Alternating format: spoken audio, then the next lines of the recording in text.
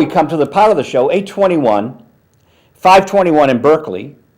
We ask Buzzy Linhart the demo that got the deal for the music album. Oh, yeah. Was there a demo involved? Did I tell you about this, how we got it? I always ask, so I'll ask again. Okay.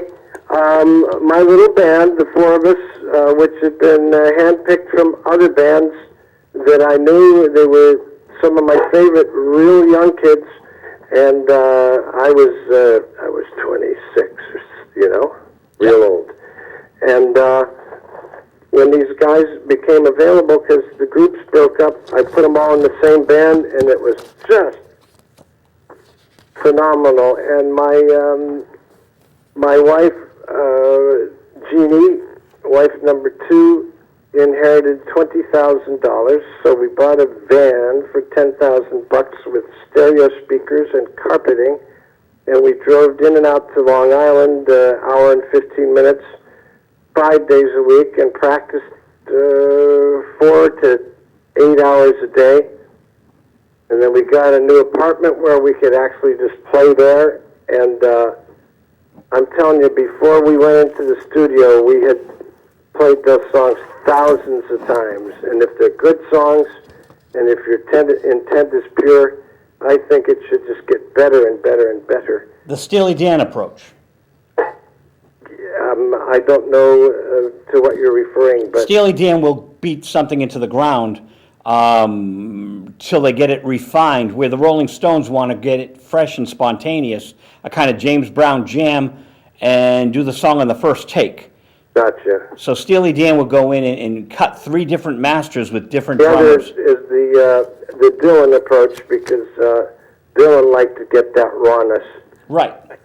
And it could be real goosebumps playing with him, but you really shouldn't be on a session like that unless you can really memorize a song after you hear it once and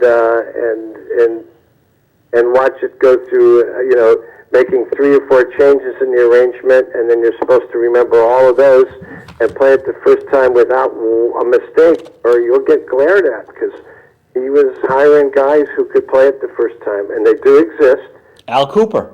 And it gave a whole urgency. Al Cooper was one, and of course the band, Michael Bloomfield and Harvey Brooks on bass, formerly Harvey Goldstein, who was Dylan's bass player back then. That's cute. Oh. Do you need to take a break? Can you do something for a couple minutes? My friend Robin Banks just had a baby, and she's ringing me for some reason. Is that Robin? Hi, dear. All right. Do you want to ring me back, or should I ring you back? I'll call. I don't know if the number showed up. If it's here, I'll ring you back. All right. If not, I'll call you in 3-4 minutes. Thank you, Joe Vig, very much. Yep. Buzzy Linhart will tell us the demo that got the deal. Okay, so we're going to focus in a little bit more on which bands he took these musicians from. Remember, there was the first Black Buzzy album, I think it was 1969, over in England, with Todd Rundgren. So you see, these people were all involved with Todd Rundgren and Fred Neil. Fred Neil, who wrote Everybody's Talking at Me, he wrote the first song, The Bag I'm In. And so Buzzy had created these albums, worked with these people, they refined all this, and then one of the musicians hooked them up with Eddie Kramer, who had this new studio with Jimi Hendrix. Moogie Klingman, Buzzy's partner, we just lost Moogie probably a year now. Moogie was going to be on the show. I've interviewed him on cassette tapes at home, and I've filmed Moogie. I filmed Moogie in concert. I've got a lot of footage of Moogie Klingman. 2 concerts I have on tape in New York. But Moogie never did a proper interview in studio. All those years, and you lose track, and it's discouraging hearing all these people. John Seamus worked with Utopia and Moogie Klingman, and he's gone. And then Douglas H. Rauch died of an overdose at 26 years old. But the music remains, and they have remastered this album without the cover song, Searching. So there's only 8 tracks now. If you want to go searching for the Lieber and Stoller cover, it's on this collector's item that I found on the internet. And I got this years ago. I met Buzzy Linhart writing reviews for AllMusic.com, probably 11, 12 years ago. So I'm writing these reviews for AllMusic.com, and his son called me up, Zeno, a professor out in California, one of the universities. And Zeno called me, and probably from his marriage to Jeannie, second marriage. And Zeno said to me, my father loves your reviews. He thinks you're a good writer. I'm not worthy. And Buzzy called me. We talked for hours, and here we are 10, 11, 12 years later, still talking for hours. But he's such a nice guy because he's got an apartment in Berkeley, and someone comes to the door. She just had a baby, so we're taking a break. It's 8:27, and you're watching Visual Radio, and I think Frank Delastrito is available tonight. He was in Alaska last week. So we'll see if Frankie calls in, and we discuss the movies. Having fun here. You know, I almost ran a rerun tonight. We rarely do that, but Buzzy didn't know if he could make the show, and man, I'm just wiped out from life. But here we are. We're soldiers. We're doing it. It's very exciting. Buzzy Linhart's music. There's 8 tracks, and I really like this disc because this disc is an anomaly. It's a double disc, and as he said on the air, the band decided they would call the album Music instead of using Buzzy's name, which was a marquee name. He had played Carnegie Hall. He had albums out.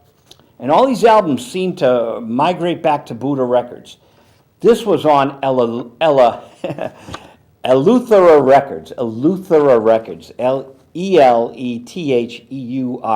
Eleuthera Records, engineered by Eddie Kramer, produced by Music and Eddie Kramer, and Lou Reisner, I know that name, Lou Reisner. That's the Bag I'm in, Fred Neil.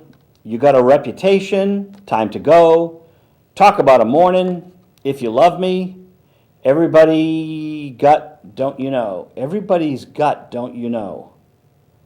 I think that's 2 songs. Everybody's Got, Don't You Know? Now, what is this Everybody's Got, Don't You Know? Is that a slash there? Or is... It's a slash. It's 2 songs, actually. I wrote 2 songs that fit together. I didn't realize Kirkpatrick's Disaster is on the Music album. Yes, it is. Okay, because I know some of these titles from Moogie's live releases, correct? Yes, indeed. Okay, so, see, people, I had a whole other life as a reviewer, as I told you. So I've got these titles in my head from other releases that Buzzy and Moogie did. And then you got Just a Sinner, the song that Carly Simon recorded of his on her first album, at Electric Lady, produced by Eddie Kramer. Just a Sinner is from Moogie? Yes. Okay, I didn't know that. So, you didn't know Jimmy or Eddie Kramer until Doug Rauch introduced you? No, I knew Jimmy for a few years before. I knew him from before he even went to London and came back. I knew that because of the Seventh Sons. Yes. Got it. Jimmy used to jam with the Seventh Sons. I knew that. I needed to refresh that. So Buzzy knew Jimi Hendrix, but Doug Rauch knew Eddie Kramer. No, he had never met him, but kind of a nerdish, brilliant kid, and only into music. The funkier, the better. And funk was pretty new back then, folks. So. Well, funk. Larry Graham. Didn't Graham be? Is he part of Graham's Central Station? That was his. That's his band. That's. After Sly, he did that. Yes. I should have known that. Okay, so Larry Graham really launched out of that wonderful music Sly created. Yes, and he really did his own thing, and had that beautiful slow ballad, "The Most That Could Happen," and a great big soulful voice. Well, this is a very exciting moment, Buzzy, because this album's important to you, and it's finally got your name on it fully, not on a compilation, but Electric Lady Dream, and it puts things in a context. So Doug knew about Eddie Kramer, you knew Jimi Hendrix, so what was the next step? The next step is as we were rehearsing for a year, we were looking around, feeling out possible recording contracts. We went to Atlantic, and the lady up there, Shelley Snow, was it maybe, was in A&R, and she got us a few $1,000s to run in and do a demo for them. It was just phenomenal, you know, because we never missed at this point. We're just waiting to be captured. And things were still kind of pure in those days. Everybody wasn't quite as jaded. You still didn't have monitors on the stage to be able to hear your own voice for years and years. So it made it hard for people without years of singing experience to be able to get up there. And usually, back then, you couldn't get on the stage if you couldn't get through a song with a bunch of clams, as they're called, mistakes. Now, with the...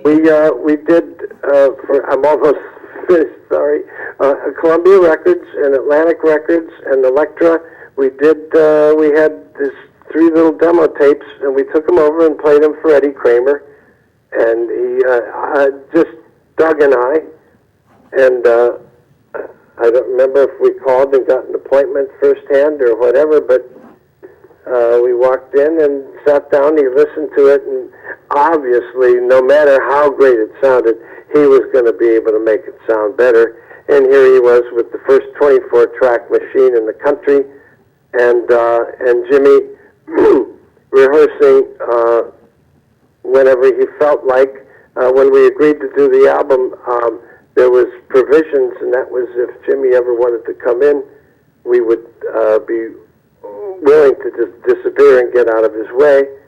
The other thing was that since they were hoping to sell studio time, they spent, I believe it was $8 million buying the building and everything.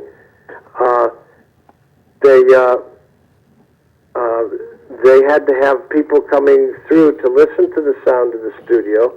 They couldn't play any of Jimmy's stuff, unreleased stuff. So whoever came through, and this was bands who were auditioning Electric Lady. They all knew they wanted to be there. They loved Hendrix's. Everybody loved Hendrix's first 3 albums. They were phenomenal. The question was to get over there and look at the place, and so we would be interrupted, and they would stop everything, and Alice Cooper and his band would walk in, or NRBQ would walk in. The band Zephyr came in, and they listened, and they liked the way the music band, Buzzy Linhart's music band, was sounding, and it was just, the sound was so gigantic coming through these voices, the theater speakers, the size of speakers that you had back then in the movie theaters behind the movie screen. Giant speakers, so you can imagine how impressive it sounded in that room. But that record, auditioning the sound of the studio, helped cause at least 30 gold albums to be created. Led Zeppelin 2, Kiss, Voices of East Harlem. I don't know how many people know NRBQ, but the New Rhythm and Blues Quartet.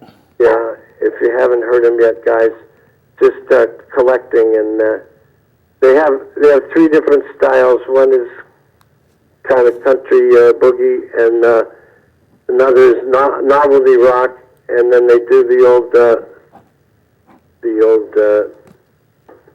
Big Joe Turner shake, rattle, and roll, that kind of stuff.